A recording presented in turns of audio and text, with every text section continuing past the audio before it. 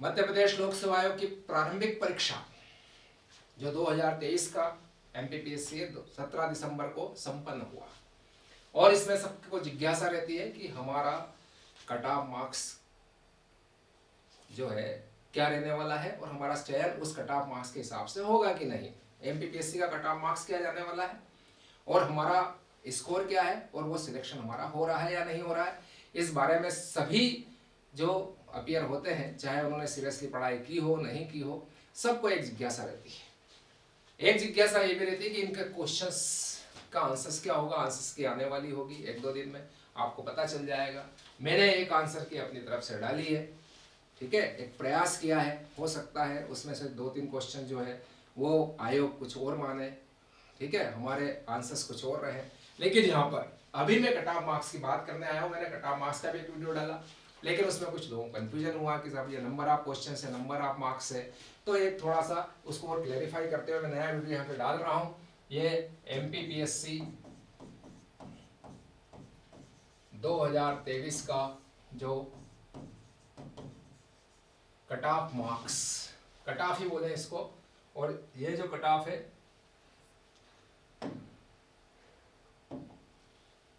यहाँ पे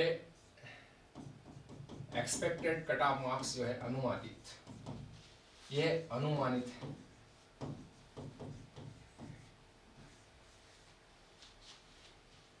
अनुमानित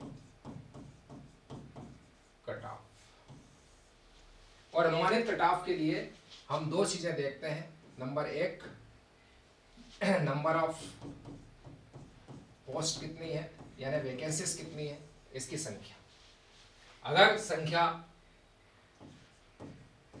पदों की संख्या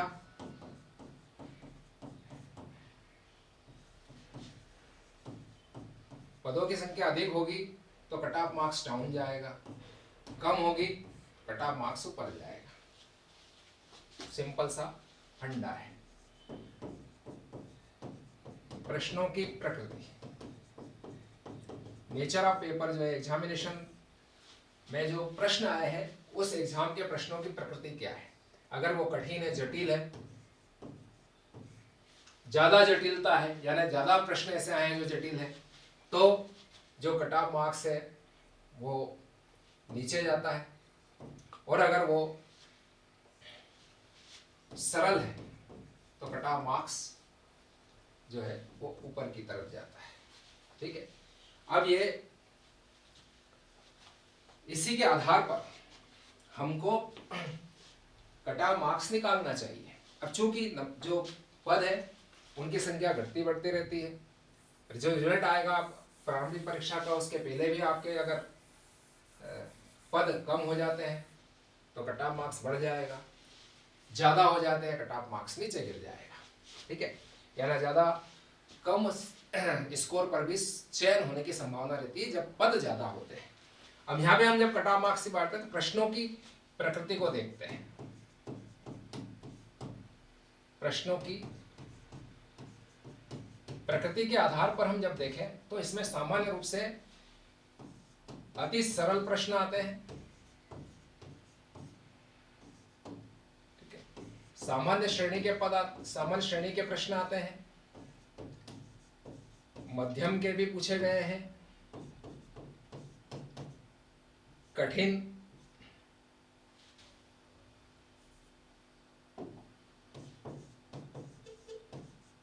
स्तर के भी प्रश्न हैं, टिपिकल नेचर के प्रश्न हैं, और अत्यधिक कठिन भी है। अति प्रश्नों की संख्या जब मैं देखता हूं पेपर को तो मुझे प्रश्नों की संख्या, या प्रश्नों की संख्या की बात कर रहा हूं मैं, तो 35 प्रश्न जो है वो अत्यधिक सरल दिखाई देते हैं, अति सरल दिखाई देते हैं, सामान्य 21 दिखाई देते हैं, मध्यम के लगभग जो है वो मुझे 15 प्रश्न दिखाई दिए हैं, कठिन 19 दिखाई दिए हैं, और अति कठिन जो है वो 10 दिखाई दिए। टोटल जो 100 प्रश्न है उनमें से 35 अति सरल प्रश्न है, अति सरल प्रश्न है, सामान्य जो है वो 21 प्रश्न है। ये तो लगभग सभी ने कर लिए होंगे।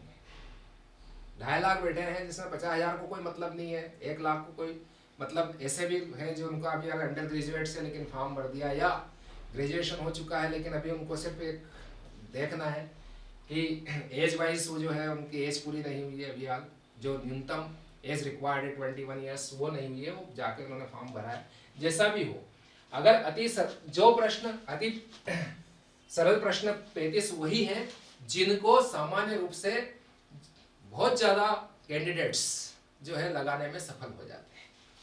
21 वो हैं उनमें से, जैसे ये करीब 1 लाख लोगों ने सही लगाया है, 1.25 लाख लोगों ने सही लगाया होगा, तो ये 50,000 लोगों ने सही लगाया। लेकिन कंपटीशन आपको पता है कि 25-30 हज़ार ऐसे कैंडिडेट्स हैं जिनके बीच में बहुत ज़्यादा टफ कंपटीशन होता है। तो उसी को ध्यान में रखकर ये प्रश्न जो पूछा गया प्रश्न है, वो प्रश्न कितने लोगों ने लगाया हुआ, उसको कितने जो कैंडिडेट्स हैं वो सफलतापूर्वक सही तरीके से अटेम्प्ट कर पाए होंगे।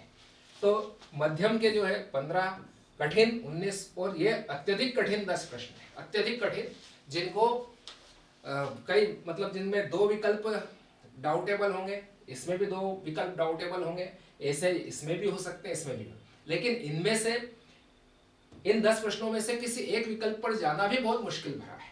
इसमें यह भी हो सकता है कि कोई 3 प्रश्न डाउटेबल, 3 ऑप्शंस डाउटेबल। तो इस तरह से जो है ये क्वेश्चन बहुत ही ज्यादा कठिन है, जिसके बारे में ऐसा दिखाई देगा कि ये या तो पढ़ा नहीं है, पढ़ा है तो कुछ समझ में नहीं आ रहा है कि कहाँ पढ़ा था, इसका रिलेवेंसी किस टॉपिक से है, किस सब्जेक्ट से है, या किसी सब्जेक्ट से है तो उसके किस जो इंटरनल उसका जो मैटर है, इंटरनल जो टॉपिक है उसका सब टॉपिक से उससे है। इस तरह के बहुत सारे so many factors are involved जो डिसाइड करते हैं उसके टिपिकलनेस को। They make the questions very typical to attempt.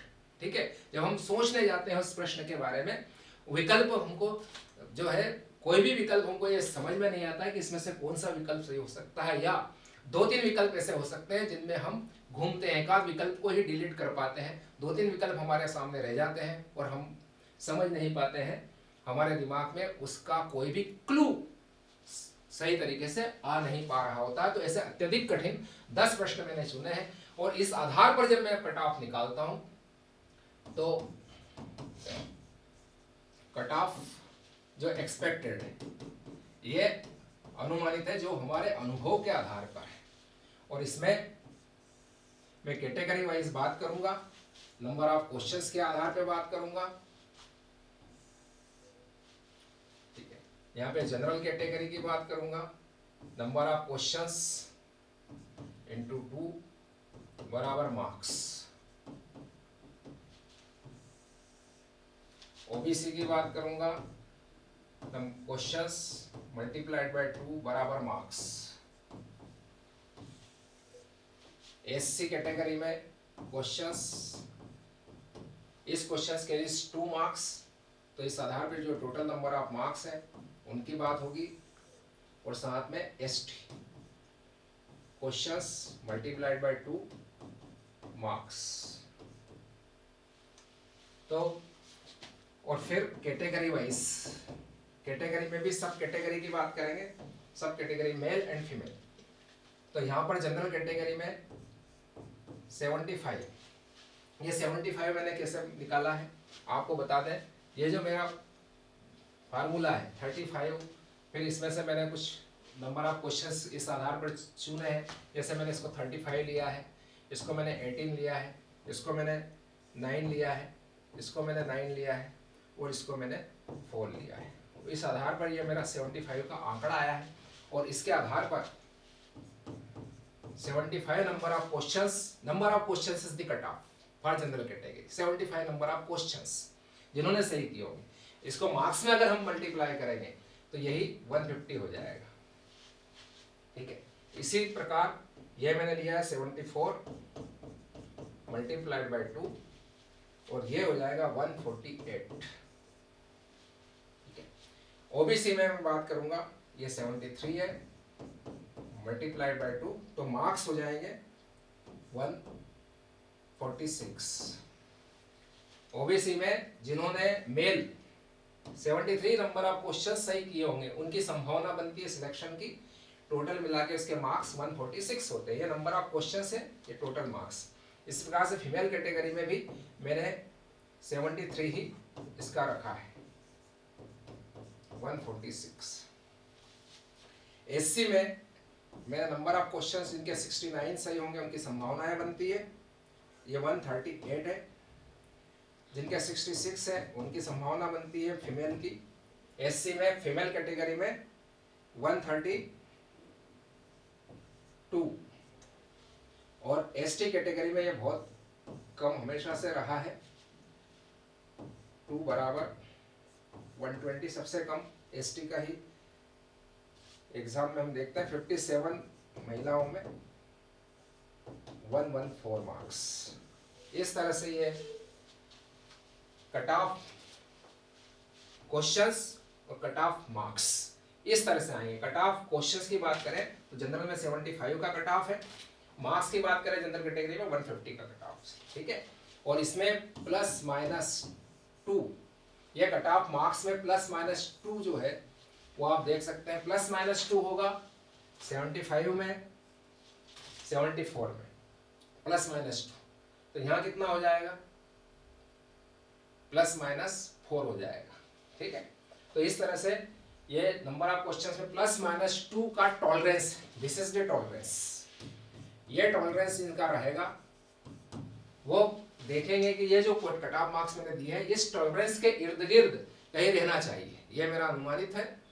आप का रिजल्ट, आपका कट ऑफ मार्क्स इसमें आ रहा हो नहीं आ रहा हो, इसके आसपास आ रहा हो नहीं आ रहा हो, लेकिन सिविल सर्विसेज की रणनीति ये कहती है कि आपको मुख्य परीक्षा की तैयारी, क्योंकि उसमें आपको लिखना होता है और प्रैक्टिस करनी पड़ती है, बार बार अभ्यास करना होता है, इसलिए आप अपनी तैयारी शुरू कीजिए। जिसे ठीक है, जिन लोगों का पेपर अच्छा नहीं गया है, सिलेक्शंस नहीं हो पाया, उनको भी धैर्य रखने की ज़रूरत है। आप अभी से मेंस की तैयारी कीजिए। मेंस की तैयारी ही, क्योंकि सिविल सर्विसेज की तैयारी मेंस कम प्री की तैयारी होती है। आप जब मेंस अच्छे से पढ़ लेंगे, प्री ऑटोमेटिकली बहुत अच्छी तरह से प्रिपेयर हो जाएगा। फिर आप उसको, उस कंसेप्चुअल स्टडी को बाद में आप MCQ के माध्यम से प्रारंभिक परीक्षा में भी पूरा का पूरा फायदा ले सकते हैं, उसका उपयोग कर सकते हैं। मुख्य परीक्षा की रणनीति के साथ में आऊँगा। मैंने आपको बताया, जैसे मास्टर स्ट्रेटजी मैंने प्रीलिम्स के लिए डाली थी, कितनी अच्छी स्ट्रेटजी साबित हुई पिछली बार भी और इस बार भी। नंबर ऑफ क्वेश्चंस कहाँ से आ रहे हैं, आपको पता है कौन कौन से मेजर टॉपिक्स है जो ज़्यादा सिलेबस कवर नहीं करते हैं। 15% 20% सिलेबस कवर करते हैं, लेकिन एग्जाम में 50% जो है वो नंबर ऑफ क्वेश्चंस कवर करते हैं। जैसे मध्य प्रदेश सामान्य ज्ञान है, जैसे संवैधानिक आयोग है, जैसे आपका IT वाला पार्ट है। तो ये सब ये मेजर पार्ट्स हैं जिनको आप बहुत आसानी से कम समय में तैयार कर सकते हैं और ज़्यादा से ज़्यादा फायदा उठा सकते हैं। तो ये जिस तरह से प्रीलिम्स की ये स्ट्रेटजी कारगर हुई है, ऐसे ही मैं आपको मेंस की स्ट्रेटजी, मेंस की रणनीति लेकर आऊँगा। तब तक के लिए जय हिंद, जय भारत।